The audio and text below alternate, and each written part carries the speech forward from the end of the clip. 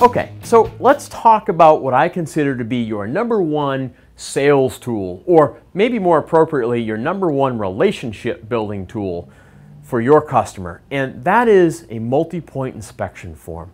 Now, I know some of you just recoiled at the very thought of a multi-point inspection form, or what I call an MPI. The reason many of us recoil when we think about multi-point inspection forms is that, we had jobs at some point that we didn't get paid to do them, or we had a service writer that didn't know how to use it or couldn't sell off of it, etc., and they got a bad reputation. But let's talk about what the intent of these MPIs really is. And it goes back to what I mentioned in the last section about what customers know and understand about their vehicle. In reality, it's very little. And granted, it runs on a scale, and some know more than others. But big picture, they know very little about their vehicle and the condition of their vehicle. Now, this industry reputation thing we mentioned too plays into this. If I show up at your shop at 120,000 miles and you pull out a multi-point inspection form and you go through my car and say you're really diligent about it, and you hand it to the service writer, and the service writer presents it over the counter to me, and I discover I need $4,000 worth of work on my vehicle. Now I'm recoiling, right? Now I'm walking in there going, yeah, I knew it. You confirm my worst fears. You are a ripoff. You're trying to pull one over on me, etc., etc. Well, how did that happen? That happened because nobody used that MPI with me the entire history of my vehicle. If I, as a customer, was used to somebody, every time I brought my vehicle into them, filling out the multi-point inspection form, whether I needed anything or not, I would eventually come to realize it as a report card on my vehicle. So get yourself a multi-point inspection form and use it for every single customer, every single visit. Now, there's some rules to using them, okay? And one of those rules is ask the customer. Explain that it's a free 52-point or whatever it is, whatever you want to develop is fine, a free inspection that you perform on every vehicle as a courtesy to your customers to inform them of the condition of their vehicle. And it is just as important to do this on the vehicles that don't need anything, the vehicles that you're not going to upsell a single thing on, as it is those vehicles that need an alignment, a tie rod, a steering rack, and 4 tires. The idea is to get your customer used to looking at these. Get your customer used to seeing it as a report card. So every time the customer walks up to conduct that transaction with you during write-up, have a form available and say, we offer a free, emphasize free, people like free stuff, free 52-point inspection. It just, here's the points we go through. It gives you an idea of the state of your vehicle. We'll let you know if it needs anything. We'll let you know if it doesn't need anything. And the more times you present a form like that to me that doesn't need anything, what's the message it's sending? It's sending me the message that I can trust you. Aren't we after trust? We're after trust, right? And if you hand me a multi-point inspection form and say, sir, your vehicle doesn't need anything, you are good to go, I'm going to walk out of there going, hey, cool. Okay? So think about it. It's a relationship building tool. Now, it does more than that for you. Very, very important sales tool on a number of levels. All right? Let's first talk about organizing, prioritizing the work that a vehicle does need. So say you fill out that multi-point inspection form. It goes out to the technician. They do a very diligent job out in the repair shop, looking the vehicle over, determining what it needs, and getting prices for the counter associate to present the customer. You bring it out.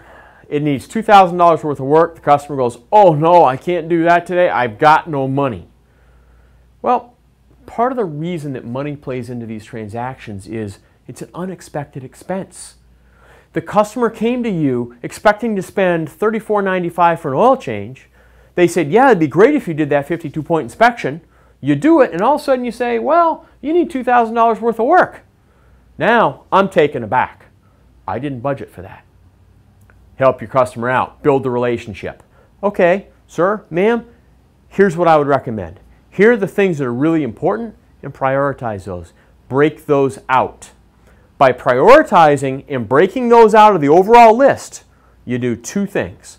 First of all, you're helping the customer, and they're recognizing that you're helping them. You're telling them what's really important, what's kind of sort of important, and what they can put off for a little while. It just narrowed the list of what they need to consider. Now, the really important thing. You can turn that form around and you can pass it across the counter to them and you say, what would you like to have done? What did you just do by doing that? You just gave them the control now. Remember their anxiety was up here because they needed you?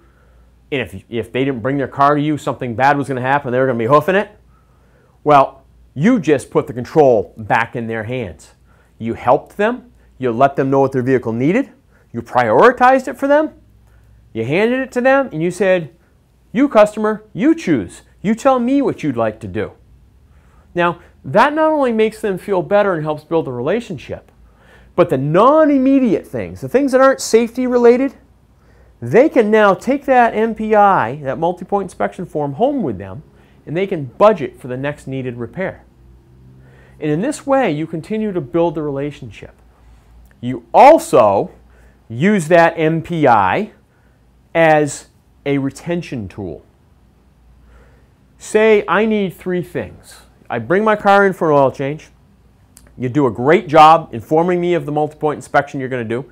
Your technician is diligent, and they come out and they say, sir, you need a tie rod end, 4 tires, and an alignment. And I say, ooh, I can't do that today. I don't have the money. And you prioritize it. You break it out for me. And you say, okay, well, look, the tie rod's really bad. That's a safety issue. That breaks, bad things happen. The tires, they're not horrible. You can get away with driving it for another few weeks if money's an issue or if time is an issue. And then the alignment, you're going to want to do that with the tires. And I say, okay, so now I know A, what's really, really important, and B, what can wait a little bit. I say, go ahead and do the tie rod. Now, when you're closing out my invoice, you hand me that invoice and you say, sir, would you like to make an appointment to have those tires put on and your alignment performed? When would you like to do that? You pre-schedule the appointment. And we'll talk about appointment scheduling in a little bit. But you pre-schedule the appointment based on that multi-point inspection form. What does that do? That keeps me with you. It keeps me from driving down the road next Friday with an extra $1,000 in my pocket, for whatever reason, and going, hey, Joe's Auto's open, I'm going to go over there because I need tires. If I had an appointment at your shop, based on our conversation about the multi-point inspection form, I am far more likely to return to your shop and have that work done. So multi-point inspection forms are very, very, very important. They build a relationship with the customer, they allow the customer to budget for needed repairs, and they allow you to prioritize, therefore help the customer with future needs. One other point on multi-point inspections before we move on. Big point. Why do you, maybe, and why do technicians strongly dislike multi-point inspection forms? Well, here's what I see happen. Service writer at the counter here does a phenomenal job explaining what the multi-point inspection form is. Customer says, yep, go ahead and do it. It goes out to the shop. Technician does a phenomenal job. They're diligent about it. They inspect the brakes. They inspect the tires. They go over the vehicle with a fine-tooth comb. They document everything really, really well. Technician brings it back to the service counter. That service writer now takes it over to the customer. Where'd the technician go? Technician went back out in the shop, do their job, right? They're gone. Has the conversation with the customer. Service writer talks to the customer. Customer says, can't do it right now. Don't have time, don't have money, whatever it is. Service writer does an awesome job pre-scheduling the appointment. Well, okay, Mrs. Smith, when would you like to have it done? Hey, next Friday's great. Okay, perfect. Mrs. Smith takes her car and leaves. And or the service writer goes out in the shop and says, put the wheels back on it, she can't do it now. And Mrs. Smith takes the car and leaves. What's the technician thinking? Technician's thinking the service writer can't do his or her job. What was the point in me filling out that MPI? There was no point in it. I got nothing from it. What they don't know is that they will get something from it because that appointment was scheduled for a week from now. What I strongly encourage that you ask your associates to do, all of your counter people do, is take that MPI after that customer leaves or 10 minutes later, whenever, and go back out to the technician and say, hey, John, thank you very much. You did an awesome job. Mrs. Smith made an appointment for next week. I'll make sure you get the work. That sends the message to John that the counter associate, your service writer, assistant service manager, whoever it is, did their job. And they did their job well. And the customer is coming back, and they are going to get the money off that MPI. Think about getting MPIs and using MPIs. Use them properly if you don't already. More to follow.